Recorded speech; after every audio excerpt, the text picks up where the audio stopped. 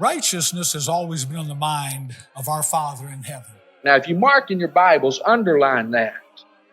Hey, welcome back to another episode of the If You Mark in Your Bible podcast. My name is Josh, your host, and today we're looking at Proverbs chapter 13, verses 1 through 6. The title of our episode today is Righteousness Hates Falsehood. Looking at it with us today is Matt McBrayer. Matt is the preacher at the Church of Christ that meets at Whispering Hills. He's married to Autumn, formerly Kidwell, and has 6 children. So, Matt, I appreciate you coming on, man. Excited to have you on. Yeah, I've been looking forward to this for a little while. I appreciate it, and I know you'll do a good job for sure. Just to give a brief context of where we're at as far as Proverbs 13, verses 1 through 6. We mentioned it last episode when we delve into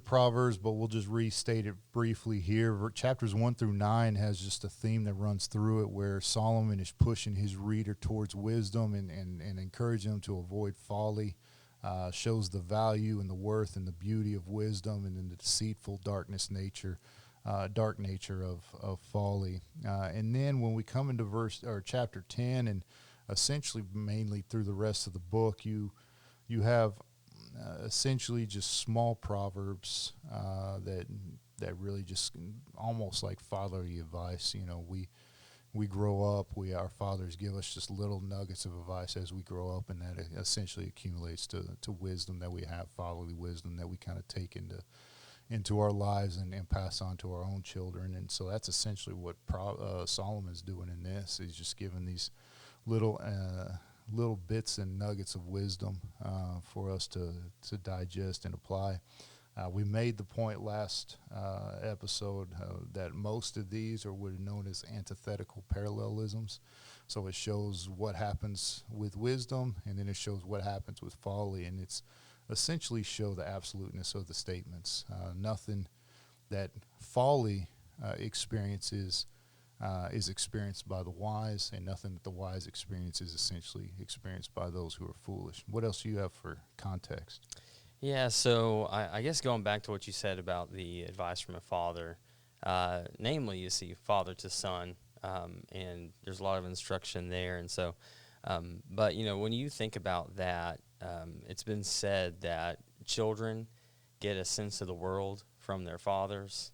You know, their father's the one that teach them about those things. Right. And so when you think about that and then look at the book of Proverbs, there's just multiple times throughout the book where it says, you know, this is not forsaking the instruction of your father, or, you know, and it talks about the mother too, but a lot of this is just about the father to the son. And right. I think that is kind of neat, especially being a father who has sons. You know, it's interesting to you know, the kind of bond that you have, and you want to, you know, rear them right. I mean, they're going to be the leaders of their houses, and you want to make sure that they're, you know, spiritually mature and all those things. And so they've got to be wise. And, well, how do you do that? We've got to impart wisdom unto them. Excellent point.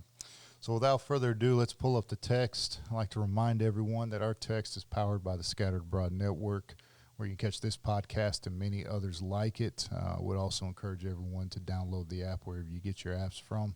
That's a resource that is well worth it. I know I personally enjoy listening to a lot of the sermons that they've archived in that, and hopefully that continues to grow as well. All right, so verse 1, it says, "A wise son hears his father's instruction, but a scoffer does not listen to rebuke." What do you have there, bud? Well, in all of these verses that we're going to cover today, I've because they're the antithetical parallelisms, I've basically got the something versus something else, because it just kind of breaks down the passage. Well, right here, I have just an introductory remark of wisdom versus foolishness. You've got the wise son. He's going to hear the father's instructions. You know, it's not enough just to, you know, hear it as in just acknowledging that it's there, but this is the obedience to that. And it's, there's a difference between hearing and then really hearing something. You know, I have made this example many times that, you know, I'm a big football guy. I like football. If my wife comes in and asks me to do something while I'm watching a football game, I might have heard her, but I didn't really hear her. And so she might have to get my attention a little bit more. But, this hearing here is something that needs to be obeyed. You need to hear, a wise son is going to hear the instruction of his father. He's going to listen to it. He's going to follow it. He's going to do it. While the opposite of this is true as well. The opposite is that the scoffer heareth not the rebuke. So, like, he's not going to, the same, person should be listening, but maybe someone doesn't listen and they're not hearing the rebuke. There are times where you see people like this in society, that they get in trouble once and they get in trouble again and they get in trouble again. And it's like, can you just stop? Can you just stop breaking the law? Can you stop, and they just don't, for some reason, they just don't listen to wisdom. They just throw that away and just continue down that path. So the father's instructing here and saying, the wise son's going to listen. Well, he's going to listen to his father. Now, there are several times when this is brought up in the Proverbs alone. You could go. I've got a couple written down in the margin of my Bible, but Proverbs 4 verses 1 through 14 talks about this. Chapter 10 verse 1, 15 and verse 5, 15 verse 20, and really that's not exhaustive. That's just a few references to this idea of wisdom and listening to the instruction of a father in various ways, because this is, like I said, this is a common theme repeated. Again, if you're a father to a son, what are you going to want to do? Yeah, you're going to want to repeat this information, because do we get everything the first time? Well, no, we don't. And so I know that there's been several times that, in the past where, my parents had to correct me more than once on an issue. And so, this is the same thought process. Hey, listen to me. This is wisdom here. And so the father is going to instruct in wisdom, and in the Proverbs just continually go over this and say, hey, a wise son is going to listen to his father. Excellent point. That word hears, I've underlined it and put the word accepts, because that's the thought of it. And it's like hearing versus like your wife, for example. You may have heard the words, but there's that this word in the Hebrew is that actually hearing them and then accepting what is said and doing it, and so forth. And then instruction here has the thought of discipline, rebuke, and reproof involved with it as well. So essentially what Solomon's saying from a Hebrew perspective is a wise son allows himself to be disciplined. And I know it's a little awkward in the English, but essentially what it is the son understands that the discipline, the reproof, or even in some cases the rebuke, is meant to shape him positively. And so some of the passages I put, Hebrews 12 verses 3 through 11, when it talks about God disciplining us. And I love verse 10, how essentially that passage almost closes from the standpoint of God disciplines us the way a father disciplines his son, so that we might share in his holiness. And the thought there is that God allows trials to fall on us so that we rely more on him and we grow our relationship with him. That's a humbling thought to understand. When you look at trials and look at it from the standpoint of God has allowed this to fall on me so that I grow closer to him, so that my relationship with him grows, then you start to look at your trials a little bit differently when that's behind it. Revelation 3:19, Jesus made that point to the ones that I love, I rebuke and chasten. Psalm 94:12, 1:18, Jeremiah 30 verse 11. Obviously as fathers understand that disciplining children is not the easiest thing to do. Yet I know as a father myself, appreciate the discipline I receive, and then I may not have appreciated it. But obviously, but now standing on the other end, I understand the benefits of it and do have a greater appreciation for it. The word scoffer here, you can put Psalm 1 verse 1, sitteth in the seat of the scoffer, and the thought there is one who shows contempt for wisdom. And to me, this is the worst kind of fool. in the standpoint that, or from the standpoint that this is an arrogant individual without any reason to be arrogant. If that makes sense. When you scoff at wisdom, when you deny wisdom, you obviously don't have it, and so there's an arrogance there that's unwarranted, for sure. You have anything else before we move on?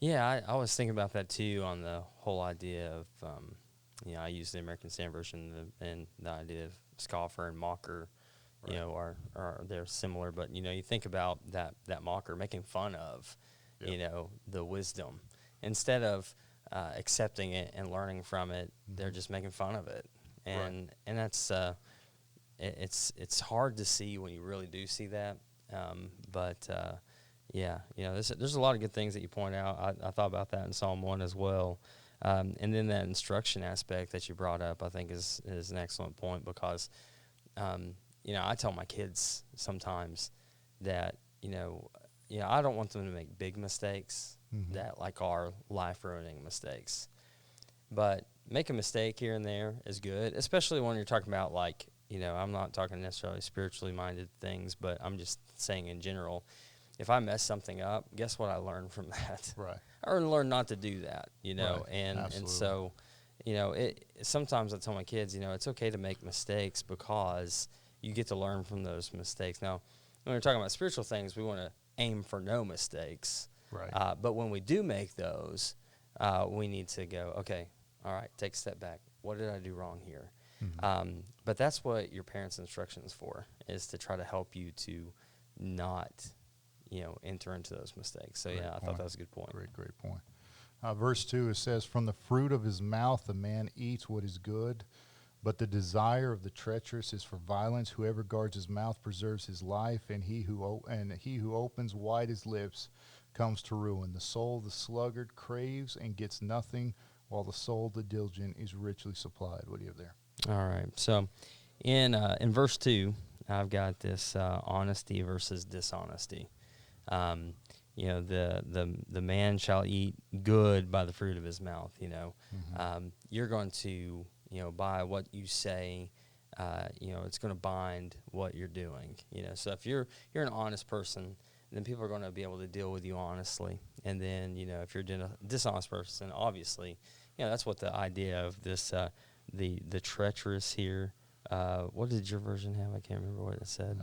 Whoever guards his mouth, treacherous is for violence. Yeah, the treacherous there is the deceiver, the deceitful, And so, you think about that, and you kind of think of that when with that verse, that thought there of the treacherous, like that sleazy car salesman guy, oh yeah, this car's great, and I don't know, I guess people don't do it as much as they used to, but I remember, when I was a kid, hearing about, people putting sawdust in engines to make them not knock and stuff like that, just weird stuff, and rolling back miles on vehicles and things like that, just so that, oh, look at this vehicle. Now we have better ways of dealing with that, I know, but this idea of someone that is really just mischievous, that they are trying to deceive.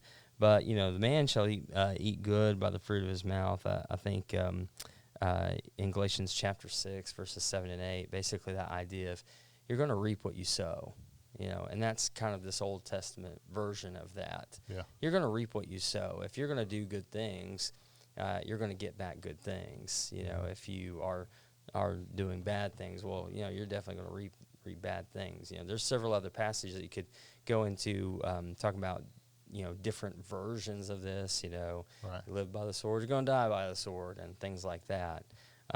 But this idea of just honesty versus dishonesty, and words have consequences, and we need to understand that. That's a great point. I think that people think that they can just say whatever they want, especially, when you're behind a screen and a keyboard. You say whatever you want. There's no consequences to that. Right. But words have consequences, and we're going to build reputations based on our words. We're going to find opportunities or lose opportunities based on our words. And so, it's absolutely imperative for us to be honest. Right. No, that's a great point. In fact, in verse 2, that word desire has the thought of inner craving or heart. And I put this next to it. I always try and put, if I can, if it's applicable, just essentially notes to myself, questions or statements that to reflect. And so next to desire, that's that inner craving. And I just put, are my words feeding life or are my words feeding conflict? And that's that's that word violence there at the end of verse 3, or 2 rather. That's the thought. What are my words doing? You made that point. I appreciate you pulling up the keyboard. Just because it's not actually coming out of our mouth doesn't mean we're not saying it when we're typing it. And really, what we should be doing, if I'm speaking, it should be imparting wisdom.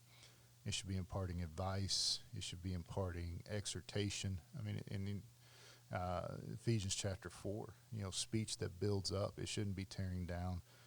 Gossip, lies, hate, backbiting, those are things that bring people down, cause division and all that. So definitely the tongue, we talked about it in other episodes. We'll talk about it, I'm sure, in more episodes. But it's such James makes it in verse 3, but it's such a vital part of, how many, just look at just across society in general, how many things would be avoided if someone would just not say what they want to say? Yeah. Or type what they want to type. And you could even bring that down, to a more specific, the church. Mm-hmm. How many times would the church have not faced some sort of conflict if people would just learn to bite their tongue and so forth? So you make an excellent point there. Verse 3, guards his mouth, preserves his life. He opens wide his lip, comes to ruin. And it's that thought of just not thinking before you speak. There's a proverb, amenope, Amenemope, that essentially says sleep at night before speaking. I don't know if the old business technique or hack where you write an email and save it and go home. You write it at the end of the day. If it's an angry email, write it at the end of the day, save it and go home, sleep on it, and then when you come in the morning, if you're still willing to send it, then maybe, but 99% of the time what happens, you go home, you sleep on it, you come back the next day, you're like, yeah, I probably shouldn't send that, delete the email. So that's good advice, and that's the thought here. What else you have? Well, I was kind of thinking about this in a general regard when it comes to knowledge, not letting things slip versus guarding your mouth. Sometimes we have information that doesn't need to be spread. Right. And we don't need to have loose lips. I think that that's a big part of this. There's, you already referenced James 3. But there's a lot of references about the tongue and how to tame the tongue and how we should speaking to one another, speaking to those that are outside. I was kind of thinking about this when we're going over verse 2, talking about, what you are, what kind of words you're, the feelings that behind the words and what you're feeding, and what's feeding you. And of course, we have reference in Matthew to out of the abundance of the heart the mouth speaks. But when you think about that old Indian proverb where you got two wolves inside of you, and you're feeding them. You've got one that's good, one that's bad, and the one that you feed the most is the one that's going to win. Mm-hmm. That's that same thought process really through all of this. Is that we've got to make sure that the words that we're speaking they're coming out of our heart. And we got to make sure that they're good. And I think about this in regards to our personal relationships. I don't know how many times, and I feel really bad about this. But I know that other people have gone through it. I know I'm not the only one. But I feel bad about the fact that sometimes I can treat strangers better than my own family in this regard. Mm-hmm. How that is. You are talking to somebody and you're like, well, I better guard my tongue. But then you come home and maybe you're talking to your children or you're talking to your wife and you say something that really you shouldn't have. Right. and you're not guarding your mouth well enough. You know before it comes out that it's going to hurt, and you didn't think of a wiser way to say it. Even if it needed to be said, you didn't think of a wiser way to say it. You just kind of bluntly put it out there. Those are things that we have to keep in mind when reading stuff like this. Is that there's some really good application to this stuff for our personal lives, and I think about that with this one. This basically what's going to happen is if you guard your mouth, then you're going to keep yourself from various sins of the tongue. Right. And that's the purpose of this is, think about your words. Sometimes I think this happens more with boys than anything. But, I remember as a kid, my parents would always say, yeah, you didn't really think about that before you did it, did you? Yeah. Or you didn't think about that before you said it, And so I've found myself going up to my boys in particular and going, hey, what were you thinking when you did that? Mm-hmm. And then going, yeah, you probably weren't thinking, were you? You think about these verses, though, the more that you have control of, your mouth, the words that are coming out of your mouth, then the better off you're going to be. And I know that really starts with the heart. Right. Again, it starts with the heart, but. No, I think you're absolutely right. Verse 5 says, the righteous hates falsehood, but the wicked brings shame and disgrace. Righteousness guards him whose way is blameless, but sin overthrows the wicked. What do you have there, Bo? Yeah, so when I'm looking at these passages, matter of fact, there's a quote that I think fits right in here, and we kind of skipped over verse 4 there. I think it goes with both of these. Yeah. The soul of the sluggard desireth and hath nothing, but the soul of the diligent shall be made fat. And then when you go to verse 5, a righteous man hateth lying, but a wicked man is loathsome and cometh to shame. There is a pretty famous quote, and I'm probably going to botch it just a little bit because it's just off the top of my head. Benjamin Franklin was quoted on poverty as saying, if you'd like to get someone out of poverty, basically the idea is you make them uncomfortable with it. Right. And so, of course, in society, we have a whole lot of things that we want to help people with. You got welfare, you got Medicare, you got all these different things. We want to help people. Some people will take the system and abuse it.